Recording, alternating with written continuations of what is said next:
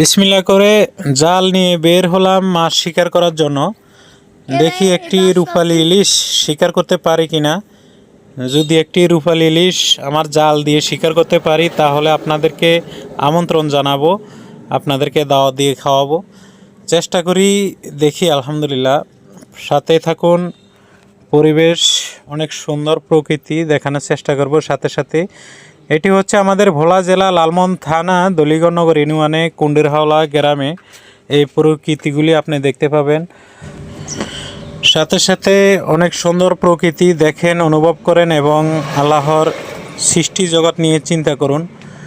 অনেক জেলে ভাই বিশেষ করে নদীতে নৌকা বেয়ে মাছ শিকার করে, কিন্তু শুকরিয়া আদায় করে না। সেখানে সে কিন্তু মাছ কোনো সময় সে মাছ ছাড়ে নাই, কিন্তু আল্লাহর হুকুমে মাছ হয়ে গেছে। আমার বান্দারা ধরবে, মাছ বিক্রি করবে, সেখান থেকে রিজিক উপার্জন করবে, একটা মাধ্যম।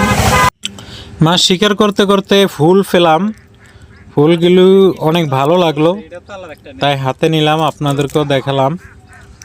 আশা করি ফুলগুলো দেখে আপনাদেরও ভালো লাগছে আশা করি। তারপর আবার মাছ শিকারে নেমে গেলাম। মাছ শিকার করতেও কিন্তু অনেক কষ্ট আছে, দেখতে পাচ্ছেন। অবশেষে পড়েই গেলাম। তো যারা মাছ শিকার করে বিশেষ করে জীবিকা উপার্জন করেন, তারা একটু চিন্তা করবেন, আপনি কখন এখানে মাছ ছাড়ি দিয়ে আসেন নাই। আপনি নদীতে জাল ফেলেন, সেখানেও আপনি কখনো মাছ ছাড়েন নাই। আল্লাহর কুদরতে আপনি পাইতেছেন, তখনও শুকরিয়া আদায় করতে হবে, কারণ আপনি এখানে কখনো মাছ ছাড়েন নাই। আপনার ভাগ্য যা রয়েছে তাই পেয়েছেন।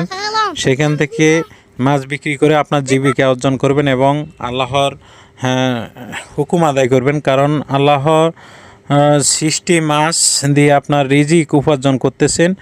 সেখান থেকে মাছ ধরে এনে বিক্রি করে আল্লাহর নিজের সংসার চালাবেন, সাথে সাথে আল্লাহর হুকুম পুরা করবেন।